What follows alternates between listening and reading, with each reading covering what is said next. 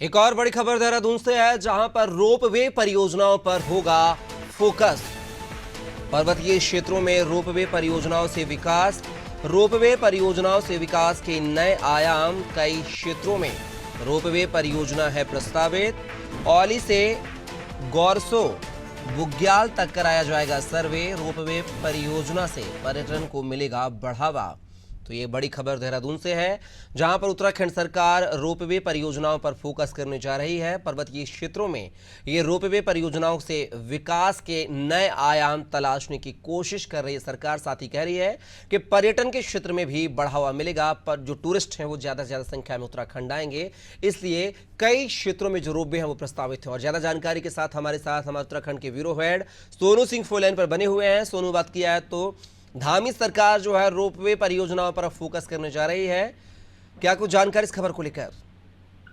देखिए कपिल, कई ऐसी परियोजनाएं हैं रोपवे की जिन पर कार्य किया जा रहा है। और अगर हम उत्तराखंड के दोनों मंडलों की बात कर लें तो गढ़वाल मंडल जो है इसकी अगर हम रोपवे परियोजनाओं की बात कर लें तो देहरादून से मसूरी तक रोपवे की एक परियोजना प्रस्तावित है। इसको कैसे धरातल पर उतारा जा सकता है, इसके लिए प्रयास किए जा रहे हैं। और इसके साथ साथ अगर हम गढ़वाल मंडल की ही दूसरे स्थान की बात करें तो गौरीकुंड जो केदारनाथ धाम है, गौरीकुंड से लेकर केदारनाथ धाम तक रोपवे परियोजना को धरातल पर उतारने के प्रयास किए जा रहे हैं। और इससे कहीं ना कहीं इसके साथ साथ अगर हम कुमाऊं की बात करें तो कुमाऊं के भी कई ऐसे क्षेत्र हैं जहां पर रोपवे परियोजना को धरातल पर उतारने की कोशिशें की जा रही हैं। और अब कुछ ऐसे स्थान हैं जो खूबसूरती के लिहाज से बेहद ही प्रसिद्ध हैं। ऐसे स्थानों के लिए भी अब सर्वे की कवायद शुरू हो गई है। अगर हम चमोली के औली से गौरसो की बात कर लें, ये जो बुग्याल वाला क्षेत्र है, गौरसो बुग्याल तक जो रोपवे का जब सर्वे कराया जाएगा तो इससे भी कहीं ना कहीं इस क्षेत्र के पर्यटन में भी बूम आएगा। तो हम ये कह सकते हैं कि पर्यटन को इससे काफी बढ़ावा मिलेगा, स्थानीय स्तर के युवाओं को रोजगार मिलेगा, रोजगार के नए नए साधन सृजित हो सकेंगे।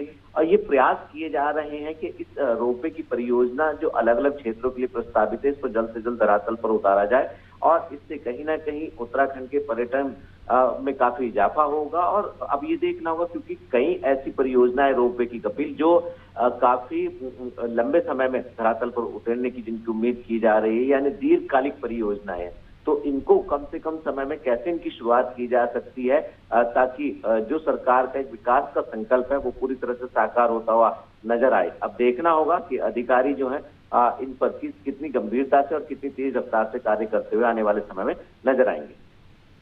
चलिए सुनो, देखना होगा इस रोपवे परियोजनाओं से सरकार को क्या कुछ गति मिलेगी, दिशा मिलेगी, ये भी देखना दिलचस्प होगा।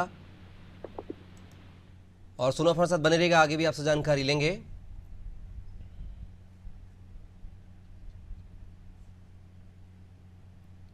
और एक और बड़ी खबर देहरादून से है, जहां पर आज कई महिलाओं को किया जाएगा सम्मानित। ये बड़ी खबर आपको देहरादून से बता रहे हैं। कई महिलाओं को देंगे टीलू रौतेली पुरस्कार। चयनित महिलाओं और किशोरियों का होगा सम्मान। समारोह में 32 आंगनवाड़ी कार्यकर्ताओं का सम्मान राज्य स्तरीय आंगनवाड़ी पुरस्कार से सम्मानित किया जाएगा।